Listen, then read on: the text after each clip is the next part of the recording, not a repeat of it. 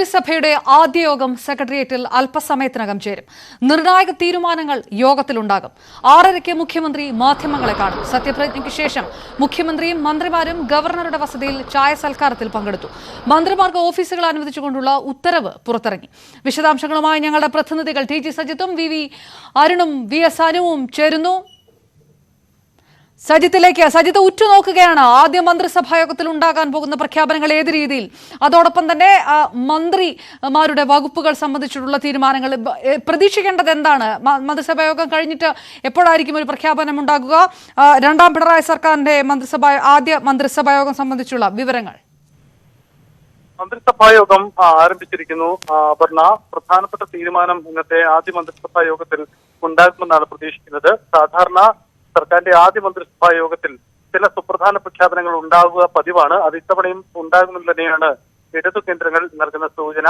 പ്രകടന പത്രികയിൽ നൽകിയ ചില ഉറപ്പുകൾ, അതിന്റെ തുടക്കം ആദ്യ മന്ത്രിസഭാ യോഗത്തിൽ ഉണ്ടായേക്കാം. ഒരുപക്ഷെ അത് ക്ഷേമ പെൻഷന്റെ വർധനവുമായി ബന്ധപ്പെട്ട തീരുമാനമാവാം, അതല്ലെങ്കിൽ കോവിഡ് കാലത്തെ കൂടുതൽ കരുതൽ ഉറപ്പുവരുന്ന മറ്റെന്തെങ്കിലും തീരുമാനമാവാം. എന്തായാലും ഇക്കാര്യത്തിൽ ഒരു വ്യക്തതയില്ലെങ്കിൽ കൂടി ഒരു പ്രധാനപ്പെട്ട തീരുമാനം മന്ത്രിസഭാ യോഗത്തിൽ നിന്നും പ്രതീക്ഷിക്കുന്നുണ്ട്.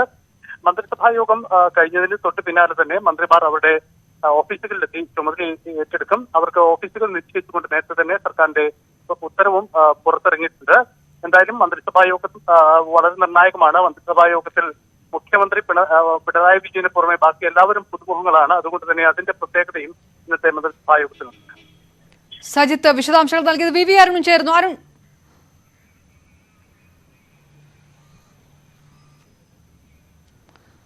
പുതിയ മന്ത്രിസഭയുടെ ആദ്യ യോഗമാണ് ചേരുന്നത്. നിർണായക തീരുമാനങ്ങൾ യോഗത്തിലുണ്ടാകും. ഉറ്റുനോക്കുക തന്നെയാണ് ഏത് രീതിയിലാണ്, പ്രത്യേകിച്ച് പുതിയ മന്ത്രിസഭ, പുതിയ മന്ത്രിമാർ അധികാരം ഏറ്റെടുക്കുമ്പോൾ സുപ്രധാനമായിട്ടുള്ള പ്രഖ്യാപനങ്ങൾ. കോവിഡ് പ്രതിസന്ധി രൂക്ഷമായിരിക്കുന്ന സമയം കൂടിയാണ്. അപ്പോൾ ഏത് രീതിയിലാണ് പുതിയ തീരുമാനങ്ങൾ വരുന്നത്? ജനകീയമായിട്ടുള്ള ഒരു തീരുമാനങ്ങളിലേക്ക് ആദ്യ മന്ത്രിസഭാ യോഗം കടക്കുമെന്നുള്ളതിൽ തർക്കമില്ല. കേരളത്തിന്റെ 13ാം മുഖ്യമന്ത്രിയായി മുഖ്യമന്ത്രി പിണറായി വിജയൻ അധികാരമേറ്റെടുക്കുന്നു. വീണ്ടും മുഖ്യമന്ത്രി കസേരയിലേക്ക് അദ്ദേഹം. അതിന്റെ ദൃശ്യങ്ങൾ കൂടിയാണ് കണ്ടുകൊണ്ടിരിക്കുന്നത്. VS അനു നമുക്കൊപ്പം ചേരുന്നു തിരുവനന്തപുരത്ത് നിന്ന്. അനു, സത്യപ്രതിജ്ഞ ചരിത്ര നിമിഷമായി മാറിയ സത്യപ്രതിജ്ഞ ആദ്യമായി കോവിഡ് പ്രോട്ടോകോൾ പാലിച്ചുകൊണ്ട് ഏറ്റവും കുറഞ്ഞ ആൾക്കാരെ പങ്കെടുപ്പിച്ചുകൊണ്ടുള്ള സത്യപ്രതിജ്ഞാ ചടങ്ങിലേക്ക് ഏത് രീതിയിലായിരുന്നു അതിന്റെ നടപടിക്രമങ്ങൾ നടന്നത്? എത്രത്തോളം നിയന്ത്രണങ്ങളോട് കൂടിയായിരുന്നു ഓരോ ചടങ്ങുകളും പൂർത്തിയാക്കിയത്?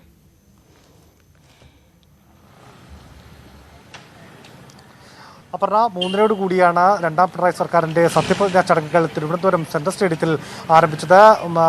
ഗവർണർ ആരിഫ് മുഹമ്മദ് ഖാൻ സത്യവാചകം ചൊല്ലിക്കൊടുത്തു. ആദ്യം മുഖ്യമന്ത്രി പിണറായി വിജയൻ 3:30 സത്യപ്രതിജ്ഞ ചെയ്തു. അതിനുശേഷം മറ്റു മന്ത്രിമാർ, അതായത് CPIയിലെ K രാജൻ ഉൾപ്പെടെയുള്ള മന്ത്രിമാർ പിന്നീടാണ് സത്യപ്രതിജ്ഞ ചെയ്തത്.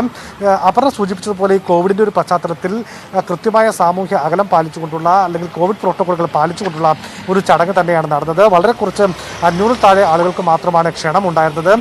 കൃത്യമായ സാമൂഹ്യ അകലം പാലിച്ചുള്ള വേദിയുടെയും സദസ്സിന്റെയും സജ്ജീകരണം അടക്കം കൃത്യമായ, മാത്രമല്ല ഹൈക്കോടതിയുടെ ഒരു കൃത്യമായ നിർദ്ദേശവും ഇക്കാര്യത്തിൽ ഉണ്ടായിരുന്നു. കാരണം കോവിഡ് പ്രോട്ടോകോളുകൾ കർശനമായി പാലിക്കണമെന്ന നിർദ്ദേശം ഉണ്ടായിരുന്നു. തുടർന്ന് കർശനമായി, അതേസമയം പ്രതിപക്ഷം ഈ സത്യപ്രതിജ്ഞാ ചടങ്ങിൽ ഇവിടെ ഈ സെൻട്രൽ സ്റ്റേഡിയത്തിൽ വന്ന് പങ്കെടുത്തില്ല. പകരം അവർ ഈ TV-യിൽ ഇത് കാണുകയാണ് ചെയ്തത്. പ്രത്യേകിച്ച് ഈ കോവിഡിന്റെ പശ്ചാത്തലത്തിൽ ഇങ്ങനെ ഒരു സത്യപ്രതിജ്ഞ ചടങ്ങ് നടത്തേണ്ടതില്ല എന്നുള്ളൊരു വാദം ആണ് പ്രതിപക്ഷം ഉന്നയിക്കുന്നത്. അതേസമയം ഇന്നലെ ഇത് സംബന്ധിച്ച മുഖ്യമന്ത്രി ചോദിച്ചപ്പോൾ അവർ ഇത് പങ്കെടുക്കാത്തത് ഒരു അനൗചിത്യമാണ്, അത് ശരിയായില്ല എന്ന് മുഖ്യമന്ത്രി വിമർശിക്കുകയും ചെയ്തു.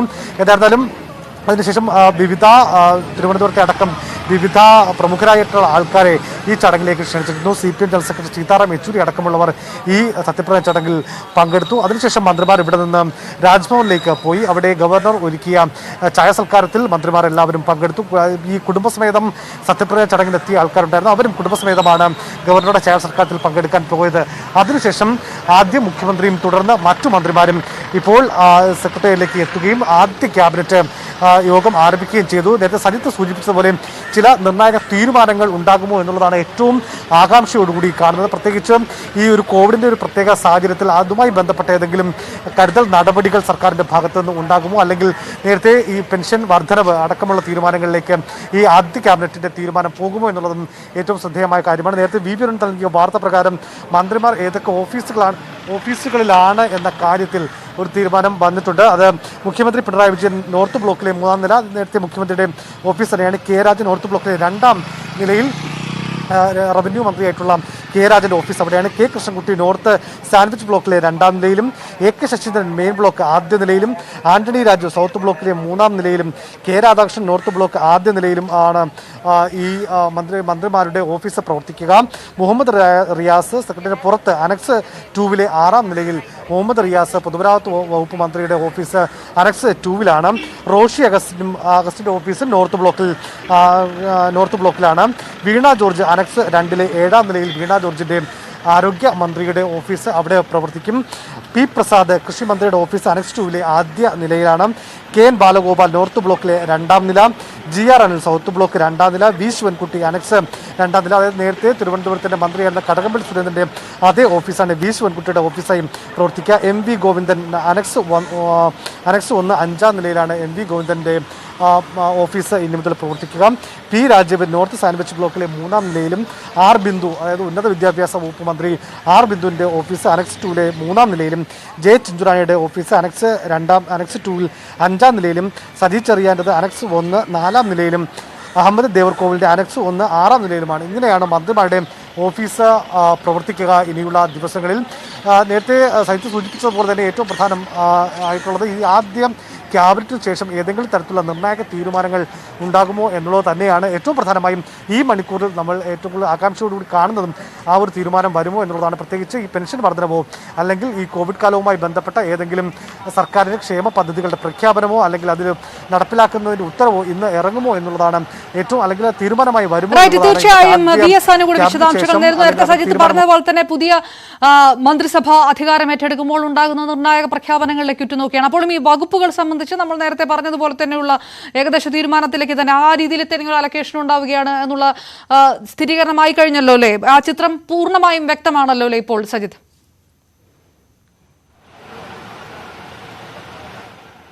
നേരിയ ചില മാറ്റങ്ങൾ ഉണ്ടായേക്കാം എന്ന ചില സൂചനകളുണ്ട്. അങ്ങനെയെങ്കിൽ അത് എന്തായിരിക്കുമെന്നതാണ്. എന്തായാലും പ്രധാന വകുപ്പുകളെല്ലാം കൃത്യമായി തന്നെ നിശ്ചയിച്ചു കഴിഞ്ഞിട്ടുണ്ട്. ഒപ്പം തന്നെ ഘടകകക്ഷികൾക്ക് കൊടുത്ത വകുപ്പുകളിലും മാറ്റമുണ്ടാവാൻ മറ്റ് സാധ്യതകളൊന്നുമില്ല. എന്തായാലും സർക്കാർ ഇക്കാര്യത്തിൽ ഔദ്യോഗിക തീരുമാനമെടുത്ത് ഗവർണർക്ക് കത്ത് കൈമാറി കഴിഞ്ഞിട്ടുണ്ട്. എന്തായാലും ഇന്ന് അത് വ്യക്തത ഉണ്ടാവും. മുഖ്യമന്ത്രി ഒരുപക്ഷെ വാർത്താ സമ്മേളനത്തിൽ തന്നെ ഇക്കാര്യത്തിൽ ഒരു വ്യക്തത ഉണ്ടാക്കുമെന്നാണ് പ്രതീക്ഷിക്കുന്നത്. സർക്കാരിന്റെ ഔദ്യോഗിക വിശദീകരണം തന്നെ ഇക്കാര്യത്തിൽ പുറത്തു വരും. നാളെ മുതൽ തന്നെ അവരുടെ ഓഫീസുകളിൽ മന്ത്രിമാർ സജീവമാകാനുള്ള നിർദ്ദേശം പൊതുവിൽ നൽകി കഴിഞ്ഞു. കാരണം കോവിഡ് പ്രതിസന്ധി ആ സ്ഥലത്തിൽ സർക്കാർ സംവിധാനം കൂടുതൽ ഉണർന്നു പ്രവർത്തിക്കേണ്ട സാഹചര്യമുണ്ട്. മാത്രമല്ല തെരഞ്ഞെടുപ്പ് കാലത്തിന് ശേഷം ഒരു 17 ദിവസത്തെ ഇടവേളയിലായിരുന്നു ഒരു കാവൽ സർക്കാർ നിലനിൽക്കുന്നത്. അതുകൊണ്ട് തന്നെ മുഖ്യമന്ത്രി മാത്രമാണ് ഈ സമയങ്ങളിൽ അദ്ദേഹത്തിന്റെ ഓഫീസ് മാത്രമാണ് പ്രവർത്തിച്ചു വരുന്നത്. മറ്റു വകുപ്പുകളിലൊന്നും കാര്യമായ പ്രവർത്തനം നടന്നില്ല. മന്ത്രിമാരുടെ ചുമതലയിൽ ഉണ്ടായിരുന്നില്ല. അതുകൊണ്ട് തന്നെ വളരെ വേഗം തന്നെ ഓഫീസുകളിൽ ചുമതല ഏറ്റെടുത്ത് ഓഫീസുകൾ കാര്യക്ഷമമാക്കാനുള്ള നിർദ്ദേശം മുഖ്യമന്ത്രി തന്നെ നൽകിയിട്ടുമുണ്ട്. ടി ജി സജിത്താണ് വിശദാംശങ്ങൾ നൽകിയത്. ഒപ്പം വി എസ് അനുവും ആദ്യ ക്യാബിനറ്റ് യോഗം ചേരുകയാണ്. രണ്ടാം പിണറായി സർക്കാരിന്റെ നിർണായകമായ പ്രഖ്യാപനങ്ങളിലേക്ക് ഉറ്റുനോക്കിയാണ്. മന്ത്രി സഭയിലെ അംഗങ്ങളുടെ വകുപ്പുകൾ സംബന്ധിച്ചുള്ള ഒരു ഏകദേശ ചിത്രമുണ്ട്. ചെറിയ വ്യത്യാസങ്ങൾ അതിനകത്ത് ഉണ്ടായേക്കുമെന്നുള്ള തീരുമാനമുണ്ട്. എന്തായാലും അധികം സമയമെടുക്കുകയില്ല. അതിനകത്തൊരു കൃത്യമായുള്ളൊരു തീരുമാനത്തിലേക്ക് കാര്യങ്ങൾ പോകും. മന്ത്രിമാരുടെ ഓഫീസുകളും അലോക്കേറ്റ് ചെയ്ത് തുടങ്ങിയിരിക്കുന്നു. ആ വിശദാംശങ്ങളാണ് വി എസ് അനുവും നൽകിയത്. വാർത്തകളിലേക്ക് വരാം ഇടവേളയ്ക്ക് ശേഷം.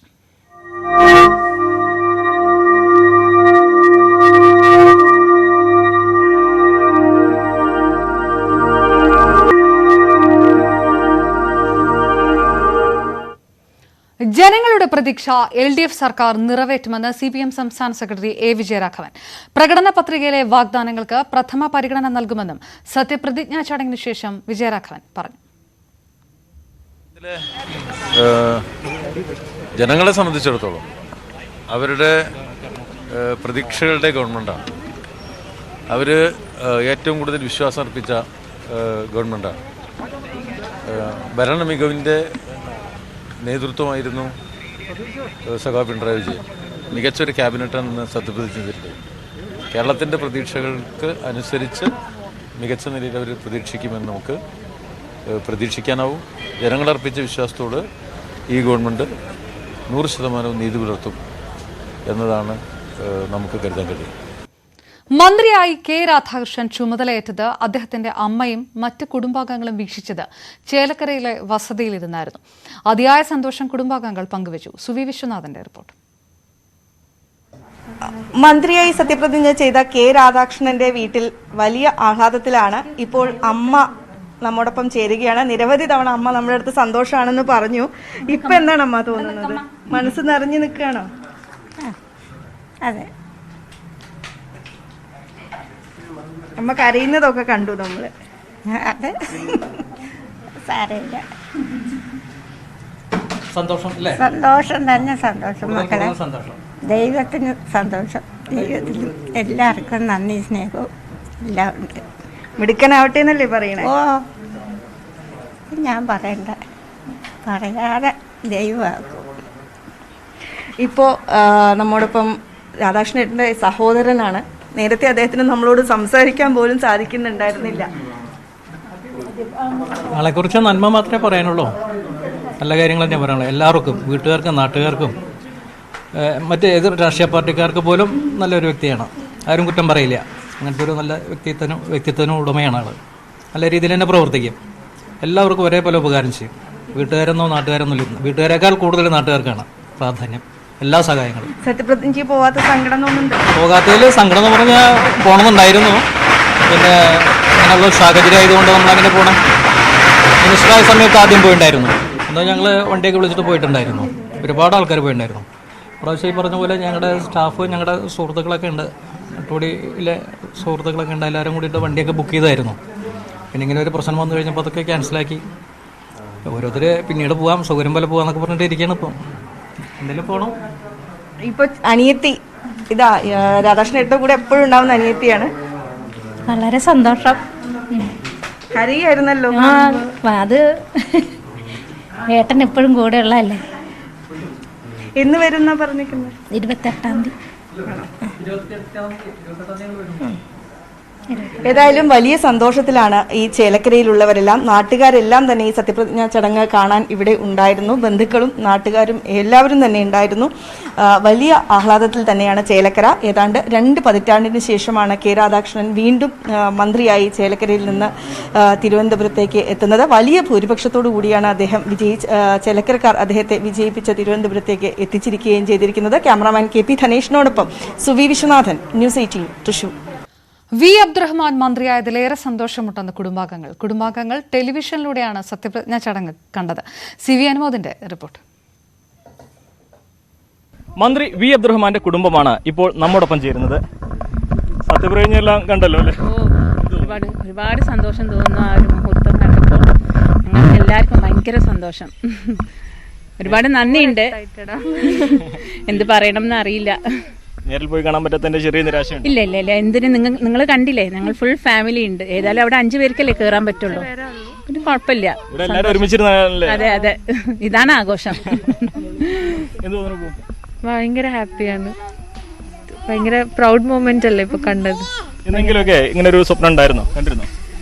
ഈ ഒരു നമ്മളിങ്ങനെ തമാശക്ക് ഓരോന്ന് പറയുന്നല്ലാതെ ഇത് റിയൽ ആവുന്നുള്ള ഒരു ഇതില്ല. പക്ഷെ കണ്ടപ്പം ശരിക്കും ഭയങ്കര പ്രൗഡ് മൊമെന്റ് ആയിരുന്നു. ഭയങ്കര ഹാപ്പി ആയിരുന്നു. ഇപ്പൊ നമ്മൾ കുറച്ച് പേരേ ഉള്ളൂ, ഇനിയും ഒരുപാട് പേരുണ്ട്. പക്ഷെ കുടുംബാംഗങ്ങൾ ഒരുപാട്, കുറെ പേര് അവിടെ ഇവിടെ ആയിട്ട് ലോക്ക്ഡൌണിൽ പെട്ടതാണ്. നമ്മള് ശരിക്കും വലിയ ഫാമിലിയാ, കുറെ പേരുണ്ട്. എല്ലാവരും ഒരുമിച്ച് നിൽക്കുന്ന ആളതിന് സന്തോഷം. അതെ അതെ, ഇപ്പൊ കുറച്ച് പേരേ ഉള്ളൂ. ഭയങ്കര പ്രൗഡാ, ഹാപ്പിയാണ്, എക്സൈറ്റഡ് ആണ്, ഗ്രേറ്റ്ഫുൾ ആണ്. ഓൺ ടോപ്പ് ഓഫ് എവറിത്തിങ് ഭയങ്കര ഗ്രേറ്റ്ഫുൾ. എല്ലാരും കൂടി ഒരുമിച്ച് കാണുമ്പോ ഇങ്ങനെ ഒരു സ്വപ്നം കണ്ടിരുന്നു എപ്പോഴെങ്കിലൊക്കെ? ഇല്ല, സിസ്റ്റർ പറഞ്ഞ പോലെ ഇങ്ങനെ കളിയാക്കാറുണ്ട്. ജസ്റ്റ് അങ്ങനത്തെ ഒന്നും ഉണ്ടായിരുന്നില്ല. ഇപ്പോ ഉപ്പ എപ്പോഴും പൊതുപ്രവർത്തനത്തിലാവും സജീവമായിരിക്കുക. സ്വാഭാവികമായിട്ടും ഉപ്പാനെ കിട്ടാറുണ്ടോ? നിങ്ങളെ എല്ലാത്തിനും കിട്ടാറുണ്ട്. ചെറിയ കാര്യമാണെങ്കിലും ഉപ്പ ഇൻവോൾവ്ഡാ. ഇപ്പൊ ചെറിയൊരു റീസൺ ആണെങ്കിലും ഉപ്പ വന്ന് മീറ്റ് ചെയ്യാറുണ്ട്, വിളിക്കാറുണ്ട്, ചെക്കപ്പ് എല്ലാം ചെയ്യാറുണ്ട്. അങ്ങനെ കിട്ടാതിരുന്നിട്ടില്ല. മന്ത്രിയാകുമ്പോഴോ കിട്ടും എന്നാണ് പ്രതീക്ഷ. തിരുവനന്തപുരത്തേക്ക് പോവോ? മന്ത്രി ഒന്നും പറഞ്ഞിട്ടില്ല. അതൊക്കെ ഇനി ഞങ്ങൾ ചിന്തിച്ചിട്ടില്ലല്ലോ അതിനെപ്പറ്റി, ഇനി അത് ചിന്തിക്കണം. ഒന്നും തീരുമാനിച്ചിട്ടില്ല. ആഗ്രഹമുണ്ടോ? ആഗ്രഹം എല്ലാവർക്കും ഉണ്ടാവും. ഇല്ല അങ്ങനെയില്ല, ഒന്നും പറഞ്ഞു. അല്ലെ അതൊരു അനുഭവമാണല്ലോ അല്ലേ? എന്ത് തോന്നുന്നു? ഒന്നും പറയല്ല. കണ്ടില്ലേ? ടിവിയിൽ കണ്ടില്ലേ? ഇത് താനൂരിന്റെ ഒരു ചരിത്ര നിമിഷം തന്നെയാണ്. വളരെ സന്തോഷമുണ്ട്. ഒരു MLA അതെ അതെ തീർച്ചയായും അതാണ് എല്ലാവർക്കും വളരെ സന്തോഷം, പങ്കുവയ്ക്കുന്ന സന്തോഷം മാത്രമാണ്. അവിടെ പോയില്ലെങ്കിലും എല്ലാവരും ഒരുമിച്ചിരുന്ന് കാണുന്നതാണ് ഈ കുടുംബത്തിന്റെ സന്തോഷം. പിന്നെ ഈ തരത്തിലുള്ള ഒരു സന്തോഷം, ഈ ഒരു സ്വപ്നമൊക്കെ എല്ലാവരും മനസ്സിലുണ്ടായിരുന്നു. അത് ഇങ്ങനെ യാഥാർത്ഥ്യമായപ്പോൾ അതിന്റെ സന്തോഷം ഇവർക്ക് ആർക്കും തന്നെ വാക്കുകൾ ഒതുങ്ങുന്നില്ല. അതാണ് വി അബ്ദുറഹ്മാന്റെ കുടുംബം നമ്മോട് പങ്കുവയ്ക്കുന്നത്. അഖിലോട്ട് പറയ്ക്കൊപ്പം CB Anumod, News 18. Covid protocol നിയന്ത്രണങ്ങൾ കാരണം മിക്ക മന്ത്രി കുടുംബാംഗങ്ങളും വീട്ടിലിരുന്നു കൊണ്ടാണ് സത്യപ്രതിജ്ഞാ ചടങ്ങ് കണ്ടത്. അവരുടെ എല്ലാം പ്രതികരണങ്ങളിലേക്ക് വരാം ഇടവേളയ്ക്ക് ശേഷം.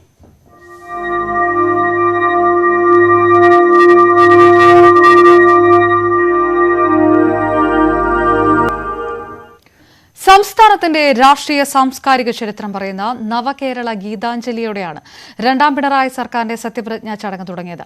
മഹാന്മാരും പ്രശസ്തരുമായ 54 ഗായകരും സംഗീതജ്ഞരും സെൻട്രൽ സ്റ്റേഡിയത്തിലെ സ്ക്രീനിൽ നിറഞ്ഞു. ജാതിഭേദം മതദ്വേഷം ഏതുമില്ലാതെ സർവരും, ജാതിഭേദം മതദ്വേഷം ഏതുമില്ലാതെ സർവരും. ഗാനഗന്ധർവനിലൂടെ തുടക്കം. വിപ്ലവത്തിന്റെ ചരിത്രത്തിലേക്കും ചരിത്രത്തിലെ വിപ്ലവങ്ങളിലേക്കും പടർന്നുകയറിയ വാക്കും വരികളും. AR Rahman, Hariharan, P Jayachandran, MG Sreekumar, KS ചിത്ര, സുജാത തുടങ്ങിയവരെല്ലാം വേദിയിൽ നിറഞ്ഞു. I wish Chief Minister Mr. Pinarayi Vijayan the very best for his oath-taking ceremony, and I'm wishing the very best to lead the state to success, to peace, and to sustain the unity which they have.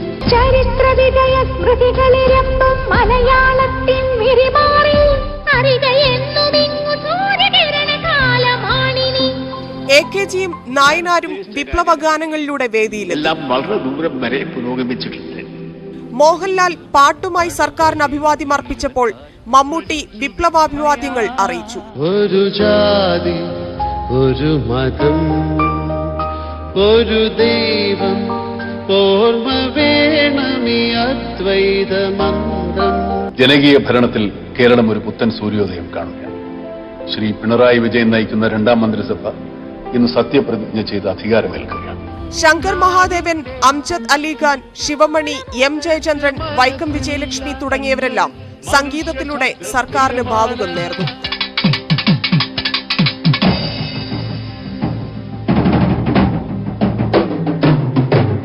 പൊന്നരിവാളം വിളിയില് കണ്ണെറിയുന്നോളെ, ആമരത്തിൻ പൂന്തണലിൽ വാടി നിൽക്കുന്നോളെ. ഇത്രയധികം ഗായകരും സംഗീതജ്ഞരും അണിനിരന്ന ഒരു സംഗീത album മലയാളത്തിൽ ആദ്യമാണ്. സംവിധായകൻ TK രാജീവ്കുമാറാണ് ആശയാവിഷ്കാരം നിർവഹിച്ചത്. മുന്നോട്ട് മുന്നോട്ട് മുന്നോട്ട് മുന്നോട്ട്, നിന്റെ രക്തധാരയിൽ കുതിർന്ന ചെങ്കൊടിയുമായി പിറന്ന മണ്ണിൽ News 18 തിരുവനന്തപുരം. ഉറച്ചു നിൽക്ക സോദരാ, എൻ സോദരാ. രണ്ടാം പിണറായി സർക്കാരിന്റെ സത്യപ്രതിജ്ഞയ്ക്ക് മുന്നോടിയായി ആലപ്പുഴയിലെ പുന്നപ്ര വയലാർ രക്തസാക്ഷി മണ്ഡപങ്ങളിൽ ആദരമർപ്പിച്ച് മുഖ്യമന്ത്രിയും മന്ത്രിമാരും. കോവിഡ് വ്യാപനം കണക്കിലെടുത്ത് ആളും ആരവവും ഒഴിവാക്കിയായിരുന്നു ചടങ്ങ്. രക്തസാക്ഷികൾ ഉറങ്ങുന്ന മണ്ണിൽ നിന്നാണ് മുഖ്യമന്ത്രിയുടെയും മന്ത്രിമാരുടെയും സത്യപ്രതിജ്ഞാ ചടങ്ങിലേക്കുള്ള പ്രയാണം ആരംഭിക്കുക. ഇത്തവണയും ചടങ്ങിന് മാറ്റമുണ്ടായില്ല. EMSഉം 57ലെ മന്ത്രിസഭയും തുടങ്ങിവെച്ച ചരിത്രം ആവർത്തിച്ച് തൊഴിലാളി വർഗത്തിന്റെ രണഭൂമിയായ വയലാറിന്റെ മണ്ണിലേക്ക് ഇടത് സർക്കാരിന്റെ പ്രതിനിധികളായ മുഖ്യമന്ത്രിയും നിയുക്ത മന്ത്രിമാരും എത്തി. വയലാറിലെ രക്തസാക്ഷികൾക്ക് ആദ്യം അഭിവാദ്യമർപ്പിച്ചത് മുഖ്യമന്ത്രി പിണറായി വിജയനാണ്. തുടർന്ന് വാരിക്കുന്തവുമേന്തി CPയുടെ ചോറ്റുപട്ടാളത്തിന് മുന്നിൽ പൊരുതി വീണ സമരസഖാക്കളെ ഉണർത്തി അന്തരീക്ഷത്തിൽ മുഷ്ടി ചുരുട്ടിയുയർന്ന മുദ്രാവാക്യങ്ങളുടെ മാറ്റുലി.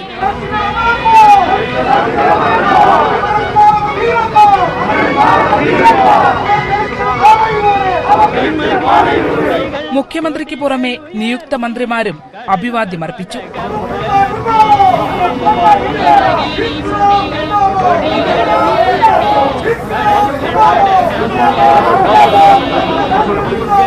തുടർന്ന് വിപ്ലവ ഭൂമിയായ പുന്നപ്രയിലേക്ക്.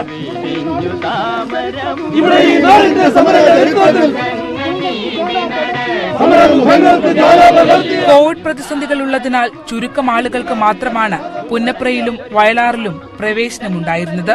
അനശ്വര രക്തസാക്ഷികളും പി കൃഷ്ണപിള്ള അടക്കമുള്ള കമ്മ്യൂണിസ്റ്റ് നേതാക്കന്മാരും അന്ത്യവിശ്രമം കൊള്ളുന്ന പുന്നപ്രയിലെ വലിയ ചുടുകാട്ടിലെ രക്തകുടീരങ്ങളിൽ മുഖ്യമന്ത്രി പിണറായി വിജയൻ ചുവന്ന പൂക്കളാൽ നിറഞ്ഞ പുഷ്പചക്രം സമർപ്പിച്ചു. നിയുക്ത മന്ത്രിമാർ ഒന്നൊന്നായി വിപ്ലവ അഭിവാദ്യം നൽകി.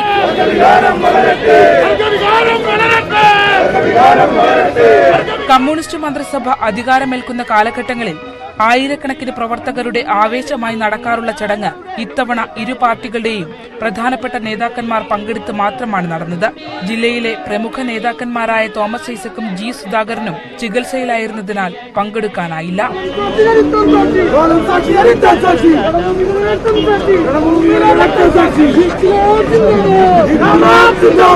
തൊഴിലാളി വർഗത്തിന്റെ വിമോചന പോരാട്ടത്തിന്റെ ധീരസ്മരണകൾ ഇരമ്പുന്ന ഈ രക്തസാക്ഷികളുടെ മണ്ണിൽ നിന്നാണ് ചരിത്രമാകാൻ പോകുന്ന രണ്ടാം പിണറായി സർക്കാരിന്റെ തുടർച്ച.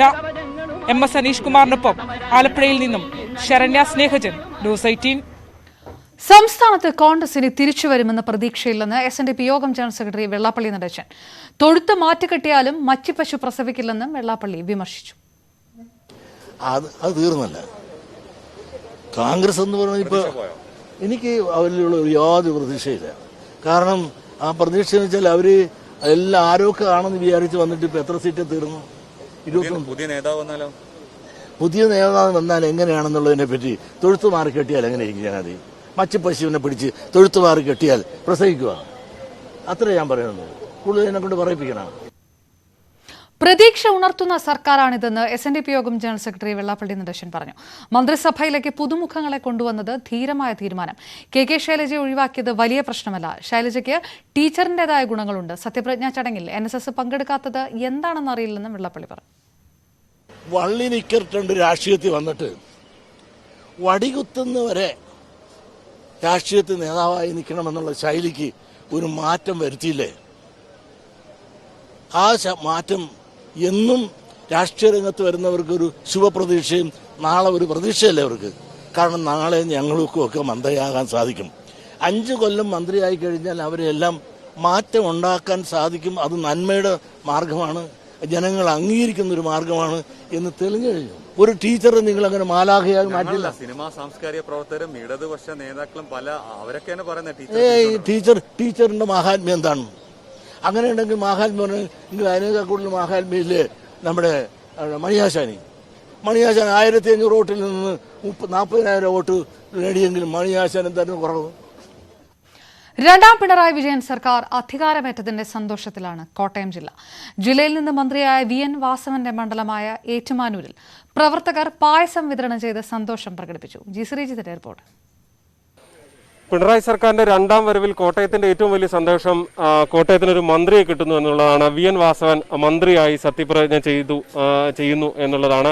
അതിന്റെ വലിയ സന്തോഷത്തിലാണ്. ഞാനിപ്പോൾ ഏറ്റുമാനൂർ മണ്ഡലത്തിലാണ് ഉള്ളത്. ഇവിടെ പായസ വിതരണവുമായി പ്രവർത്തകർ വലിയ ആഹ്ലാദത്തിൽ തന്നെയാണ് എന്ന് പറയേണ്ടി വരും.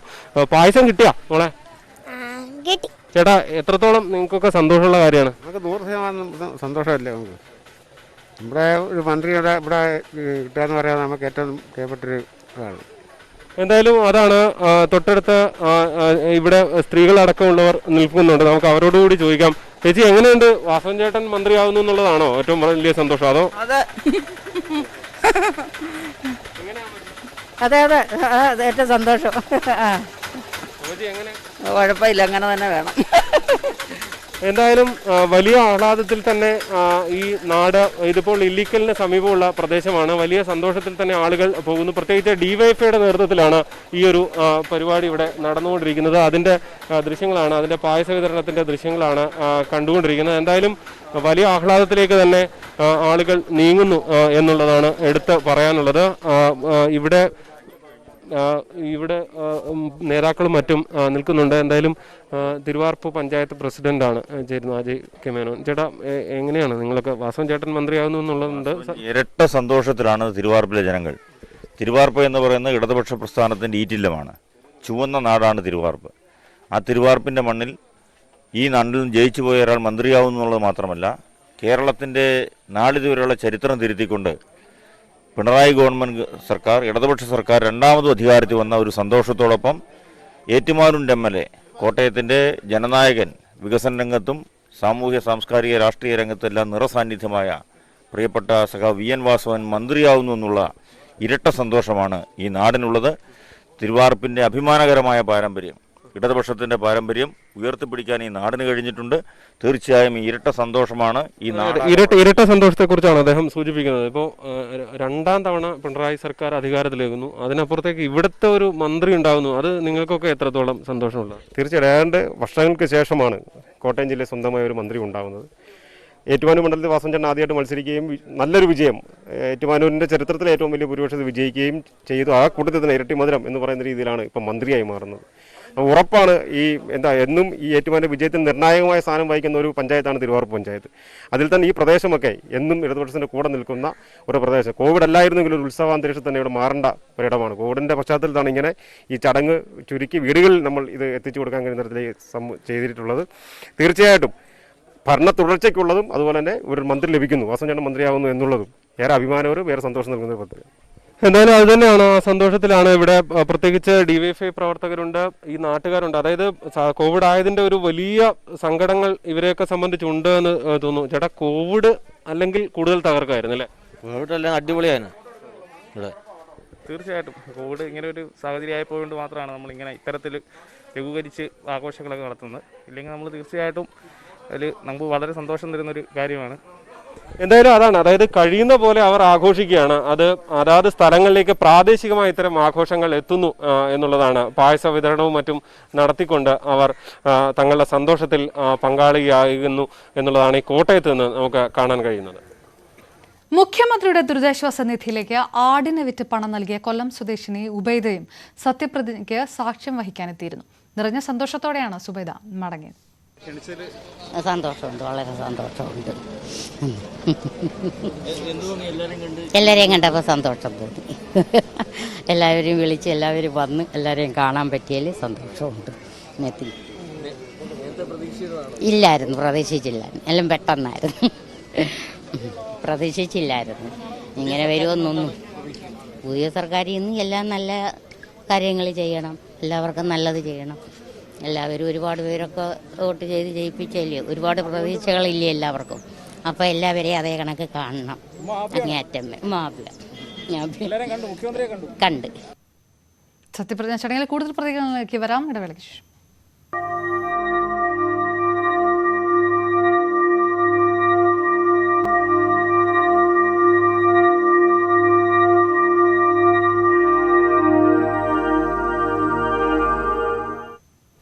രണ്ടാം പിണറായി വിജയൻ സർക്കാരിന്റെ സത്യപ്രതിജ്ഞാ ചടങ്ങ് പ്രതിപക്ഷം വിർച്വലായി വീക്ഷിച്ചു. രമേശ് ചെന്നിത്തലയും PK കുഞ്ഞാലിക്കുട്ടിയും അടക്കമുള്ള പ്രതിപക്ഷത്തെ നേതാക്കളാണ് ചടങ്ങുകൾ ടെലിവിഷനിലൂടെ കണ്ടത്. പിണറായി വിജയനായ ഞാൻ കേരള സംസ്ഥാനത്തെ മുഖ്യമന്ത്രിയുമായി എന്റെ പരിഗണനയിൽ കൊണ്ടുവരുന്നതോ എന്റെ ഏതെങ്കിലും വിഷയം അങ്ങനെയുള്ള മന്ത്രി എന്ന നിലയിലുള്ള എന്റെ കർത്തവ്യങ്ങളുടെ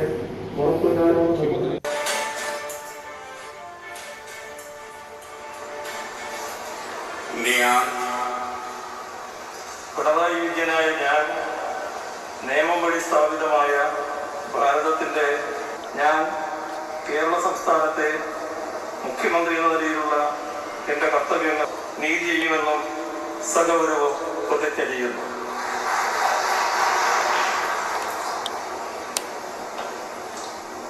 ഞാൻ പിണറായി വിജയനായ ഞാൻ കേരള സംസ്ഥാനത്തെ മുഖ്യമന്ത്രി എന്ന നിലയിൽ എന്റെ പരിഗണനയിൽ കൊണ്ടുവരുന്നതോ എന്റെ അറിവിൽ വരുന്നതോ ആയ ഏതെങ്കിലും ആളുകൾക്കോ നേരിട്ടോ നേരിട്ടല്ലാതെയോ രണ്ടാം പിണറായി വിജയൻ സർക്കാരിന് അഭിനന്ദനം അറിയിച്ച് പ്രധാനമന്ത്രി നരേന്ദ്രമോദി. ട്വിറ്ററിലൂടെയാണ് സർക്കാരിന് പ്രധാനമന്ത്രി അഭിനന്ദനം അറിയിച്ചത്. സർക്കാരിന് ആശംസകൾ നേർന്ന് ചലച്ചിത്ര ലോകത്തിലെ പ്രമുഖരും. മോഹൻലാൽ, ദിലീപ്, സുരാജ് വെഞ്ഞാറമൂട് തുടങ്ങിയവരെല്ലാം മുഖ്യമന്ത്രിക്കും സർക്കാരിനും ആശംസകൾ നേർന്നു. സമഗ്ര മേഖലകളിലും നല്ല പുതിയ മാറ്റങ്ങൾ വരട്ടെ, കേരളം ഇനിയും ലോകത്തിന് മാതൃകയാകട്ടെ എന്നായിരുന്നു മോഹൻലാലിന്റെ ഫേസ്ബുക്ക് പോസ്റ്റ്. രണ്ടാം ഊഴത്തിലും നാടിന്റെ നന്മയ്ക്ക് വികസനത്തിന് ചുക്കാൻ പിടിക്കുന്ന പിണറായി വിജയന് ആശംസകൾ എന്നായിരുന്നു ദിലീപിന്റെ വാക്കുകൾ. പുതിയ തുടക്കത്തിലേക്ക് കാൽവെക്കുന്ന സർക്കാർ ആശംസകളെന്ന് സുരാജ് വെഞ്ഞാറമൂടും. കേരളത്തെ ഇന്ത്യയിലെ ഏറ്റവും മികച്ച സംസ്ഥാനമാക്കി മാറ്റാൻ കഴിയട്ടെ എന്ന് ഷെയ്ൻ നിഗവും ആശംസകൾ നേർന്നു.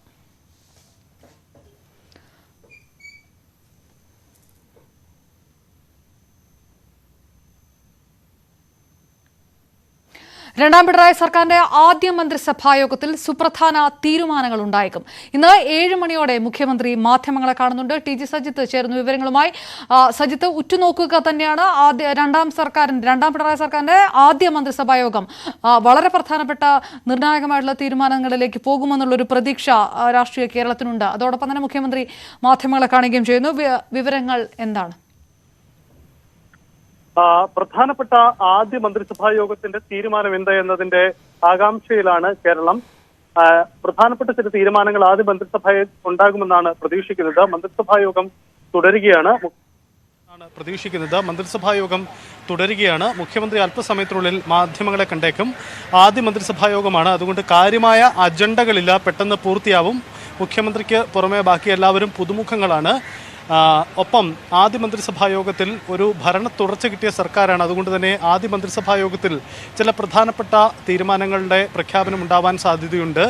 പ്രകടന പത്രികയിൽ നൽകിയ ചില ഉറപ്പുകളുടെ പ്രഖ്യാപനമായിരിക്കും ഈ ആദ്യ മന്ത്രിസഭാ യോഗത്തിൽ ഉണ്ടാവുക. ക്ഷേമ പെൻഷനിലെ ചില വർധനവോ കോവിഡ് കാലത്തെ കൂടുതൽ ആശ്വാസം നൽകുന്ന ചില തീരുമാനങ്ങളോ ഒക്കെ ആവാം. ആ തരത്തിൽ എന്തായാലും അത് മുഖ്യമന്ത്രി അല്പസമയത്തിനുള്ളിൽ തന്നെ അക്കാര്യം വ്യക്തമാക്കും.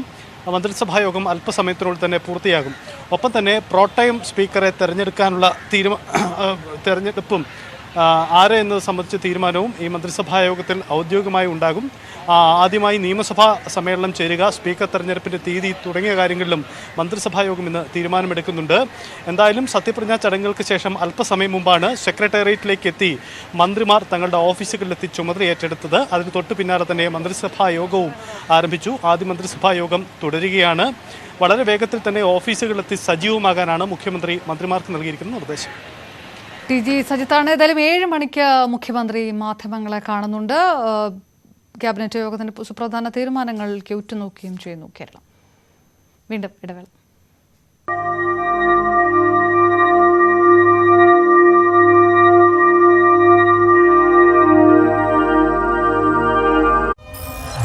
സത്യപ്രതിജ്ഞാ ദിനം കോ-പ്രസന്റഡ് ബൈ ICL. പ്രത്യേകതിന് ശേഷം ഇതൊരു വൃത്തിയുള്ള ഭാഗത്തേക്ക് തന്നെ മാറ്റി വെക്കുക. ഒരു പ്ലാസ്റ്റിക്കിൻ്റെയാണ്. പ്ലാസ്റ്റിക്കിൽ തന്നെ കുറേ ദിവസങ്ങൾ നിൽക്കാനുള്ള സാധ്യതകളുണ്ട്. അപ്പോൾ അടുത്തത് നമ്മൾ എടുക്കാൻ പോകുന്നത് ഒരു കുപ്പിയാണ്. അത് ഗ്ലാസിൻ്റെ കുപ്പിയാണ്, കെച്ചപ്പിൻ്റെ കുപ്പി. അപ്പോൾ ഗ്ലാസ്സിലൊക്കെ വൈറസ് നിലനിൽക്കാനുള്ള സാധ്യത കുറേ ദിവസങ്ങളാണ്.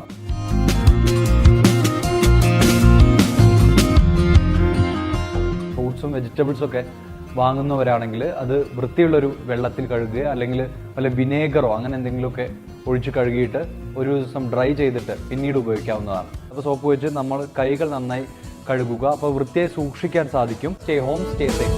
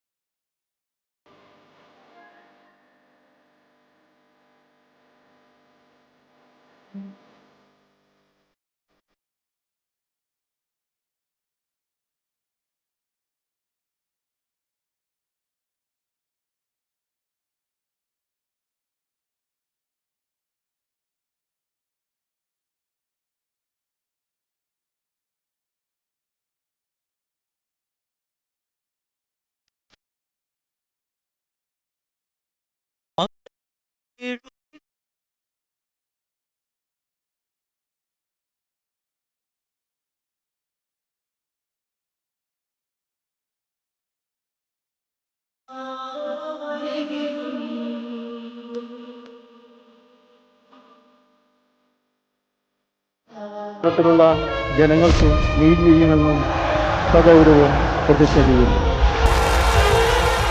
പഴയ വിജയൻ മുതൽ പുതിയ വീണ വരെ വീണ ജോർജായ ഞാൻ ഈ അസാധാരണ ധൈര്യം ആരുടെ തീരുമാനം? രണ്ടാം വരവ് സ്പെഷ്യൽ കറസ്പോണ്ടന്റ് വെള്ളിയാഴ്ച രാത്രി 9:30.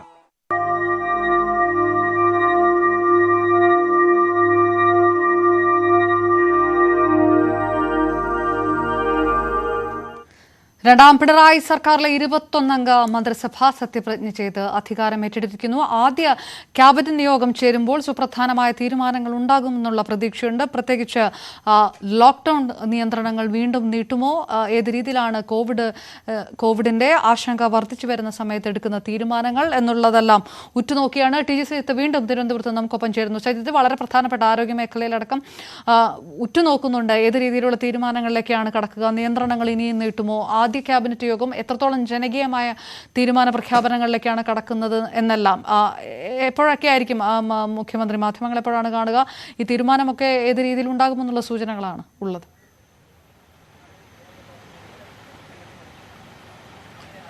7 മണിയോടെ മുഖ്യമന്ത്രി മാധ്യമങ്ങളെ കാണുമെന്നാണ് പ്രതീക്ഷിച്ചിരിക്കുന്നത്. മന്ത്രിസഭാ യോഗം അതിനു മുമ്പായി തീരുമെന്നാണ് കരുതുന്നത്. സാധാരണ രീതിയിൽ ആദ്യ മന്ത്രിസഭാ യോഗമാണ്. അതുകൊണ്ട് തന്നെ ഇത് നീണ്ടുപോകാൻ സാധ്യതയില്ല. മറ്റ് കാര്യമായ അജണ്ടകളൊന്നുമില്ല. അതുകൊണ്ട് തന്നെ നീണ്ടുപോകാനുള്ള സാധ്യതയില്ല. നേരത്തെ തീരുമാനിച്ചിരിക്കുന്ന, നേരത്തെ ധാരണയായിരിക്കുന്ന ചില കാര്യങ്ങൾ അത് ഔദ്യോഗികമായി ക്യാബിനറ്റിൽ കൊണ്ടുവന്ന് തീരുമാനമെടുക്കുക എന്നത് മാത്രമായിരിക്കും ഉണ്ടാവുക. എന്താണ് ആ തീരുമാനം എന്നതിൻ്റെ ആകാംക്ഷ തുടരുകയാണ്. എന്തായാലും ചില പ്രധാനപ്പെട്ട തീരുമാനങ്ങൾ ആദ്യ മന്ത്രിസഭാ യോഗത്തിൽ ഉണ്ടാകുമെന്നുറപ്പാണ്.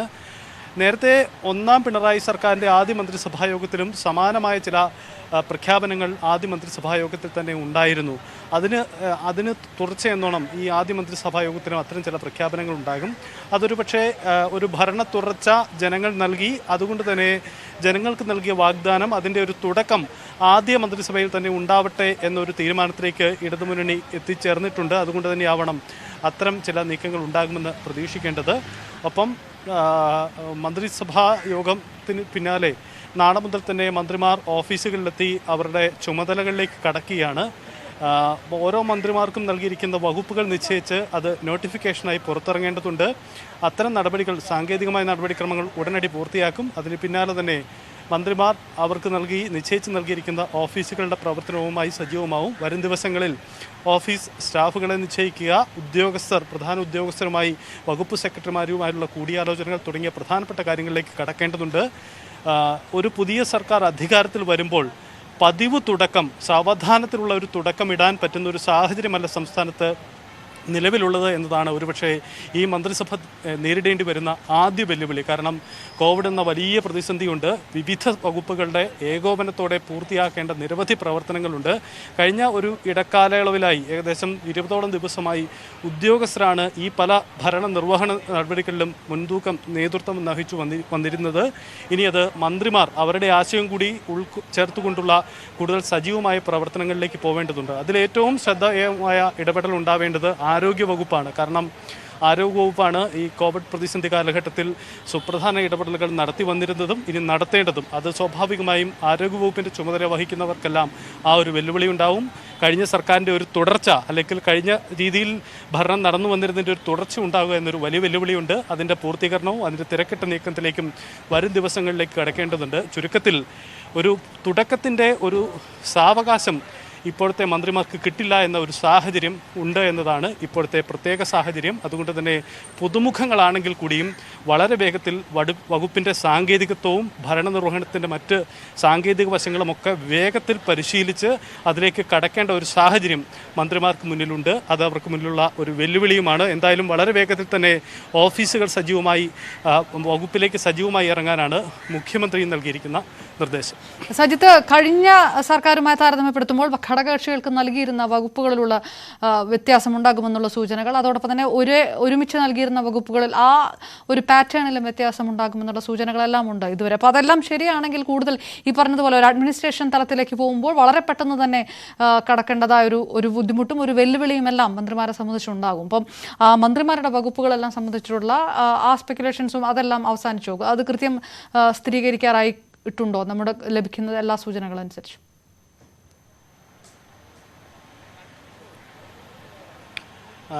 ഘടകകക്ഷികൾക്ക് നൽകിയ വകുപ്പുകളിൽ ഇനി കാര്യമായ മാറ്റമുണ്ടാവാൻ സാധ്യതയില്ല. അത് ഘടകകക്ഷികളുമായി മുന്നണി തലത്തിലുള്ള രാഷ്ട്രീയ ചർച്ചകൾക്ക് ശേഷം എടുത്ത തീരുമാനമാണ്. അതുകൊണ്ട് അതിൽ കാര്യമായ മാറ്റമുണ്ടാവാൻ സാധ്യതയില്ല. അത് ആ രീതിയിൽ തന്നെയാണ് തീരുമാനം ഇപ്പോഴും ഉള്ളത്. അതായത് CPMന്റെ കൈവശമുണ്ടായിരുന്ന പ്രധാന വകുപ്പുകളിലൊന്നായ വൈദ്യുതി CPM പുതിയ സാഹചര്യത്തിൽ, മുന്നണി സാഹചര്യത്തിൽ വിട്ടുകൊടുത്തു. അത് JDS ആണ്, K കൃഷ്ണൻകുട്ടിയാണ് ആ ചുമതല ഇനി നിർവഹിക്കാൻ പോകുന്നത്. ഒപ്പം നേരത്തെ ഘടകകക്ഷിയുടെ കയ്യിലുണ്ടായിരുന്ന ട്രാൻസ്പോർട്ട് വകുപ്പിലും മാറ്റമുണ്ടായിരിക്കുന്നു. അത് പുതിയ മന്ത്രി ആന്റണി രാജുവിന് നൽകുന്നു. ആ തരത്തിലുള്ള മാറ്റമുണ്ടായിട്ടുണ്ട്. CPIയുടെ കൈവശമുണ്ടായിരുന്ന വനം വകുപ്പ് NCP AK ശശീന്ദ്രന് നൽകിയിരിക്കുന്നു. ഈ തരത്തിൽ ഘടകകക്ഷികളുടെ വകുപ്പുകളിൽ മാറ്റം വന്നിട്ടുണ്ട്. അത് CPMന്റെ കയ്യിലുണ്ടായിരുന്ന ഒരു പ്രധാന വകുപ്പ് നൽകുന്നു. ഒപ്പം CPIയും വനം വകുപ്പ് വിട്ടുകൊടുത്തിരിക്കുന്നു. ഈ തരത്തിലുള്ള ചില ക്രമീകരണങ്ങൾ അത്തരത്തിൽ മാറ്റി വരുത്തിയിട്ടുണ്ട്. അത് ഒഴിച്ചു നിർത്തിയാൽ കഴിഞ്ഞ സർക്കാരിൻ്റെ കാലത്ത് CPMും CPIയും കൈകാര്യം ചെയ്യുന്ന പ്രധാന വകുപ്പുകളിൽ മറ്റു മാറ്റമില്ല. അത് പാർട്ടികൾ തന്നെയാണ് അത് കൈകാര്യം ചെയ്യുന്നത്. അതുകൊണ്ട് തന്നെ അതിനൊരു തുടർച്ച ഉണ്ടാവേണ്ടതുണ്ട്. ഇനി മുന്നോട്ട് പോകുമ്പോൾ പ്രധാനപ്പെട്ട കാര്യമൊന്ന് ധനവകുപ്പിൻ്റെ തുടർച്ചയാണ്. ധനവകുപ്പിനെ സംബന്ധിച്ച് ഏറെ വെല്ലുവിളിയുണ്ട്. കിഫ്ബി പോലെയുള്ള വളരെ സുപ്രധാന നേട്ടമായി ഉയർത്തിക്കാട്ടിയ പദ്ധതികളുടെ തുടർച്ച ഉണ്ടാവേണ്ടതുണ്ട്. ഇതൊക്കെ ഏത് തരത്തിൽ നിലനിർത്തും? കഴിഞ്ഞ ധനമന്ത്രി നടത്തിയ ഇടപെടലുകൾ, അതിന് ഏത് തരത്തിലുള്ളൊരു തുടർച്ച ഉണ്ടാവും തുടങ്ങിയ വലിയ വെല്ലുവിളികൾ പുതിയ മന്ത്രിമാർക്ക് മുന്നിലുമുണ്ട്. എന്തായാലും വകുപ്പുകളുടെ കാര്യത്തിൽ കാര്യമായ മാറ്റങ്ങൾക്ക് സാധ്യതയില്ല. അത് നേരത്തെ നിശ്ചയിച്ച രീതിയിൽ തന്നെ മുന്നോട്ട് പോകാനാണ് സാധ്യത. ഒരുപക്ഷേ CPM മന്ത്രിമാരുടെ വകുപ്പുകളിൽ ചെറിയ ചില മാറ്റങ്ങൾ ഒരുപക്ഷെ ഉണ്ടായേക്കാം. അക്കാര്യത്തിൽ ഒരു വ്യക്തത അല്പസമയത്തിൽ തന്നെ ഔദ്യോഗികമായി തന്നെ ഉണ്ടാകും. ഒരുപക്ഷെ മുഖ്യമന്ത്രി വാർത്താ സമ്മേളനത്തിൽ തന്നെ ഇക്കാര്യങ്ങളിൽ വ്യക്തത വരുത്തും. സത്യപ്രതിജ്ഞാ ചടങ്ങ് പൂർണ്ണമായിരിക്കും. അതായത് ട്രിപ്പിൾ ലോക്ക്ഡൌൺ ഉള്ള ജില്ല കൂടിയാണ് തിരുവനന്തപുരം. പിന്നെ ഒരു പക്ഷേ കോവിഡ് കണക്കുകൾ അനുസരിച്ച് ഒരു പക്ഷേ ചെറിയൊരു നിയന്ത്രണം കുറവിലേക്കോ മറ്റോ കടക്കാനുള്ള സാധ്യതയുണ്ടോ? അതോ കഴിഞ്ഞ ദിവസങ്ങളെല്ലാം പറഞ്ഞതുപോലെ ഇനിയും ഒരാഴ്ച കൂടി നിയന്ത്രണങ്ങൾ നീണ്ടു കൊണ്ടുപോകാനുള്ള സാധ്യത? അതും ഈ സുപ്രധാന തീരുമാനമാണ്. ആദ്യ ക്യാബിനറ്റ് സ്വീകരിക്കേണ്ട തീരുമാനങ്ങളിലൊന്ന്. എത്രത്തോളം നിയന്ത്രണം ശക്തമാക്കും ഇനിയുള്ള സമയങ്ങൾ എന്നുള്ളതെല്ലാം എന്ത് സൂചനയാണുള്ളത് സജിത്ത്?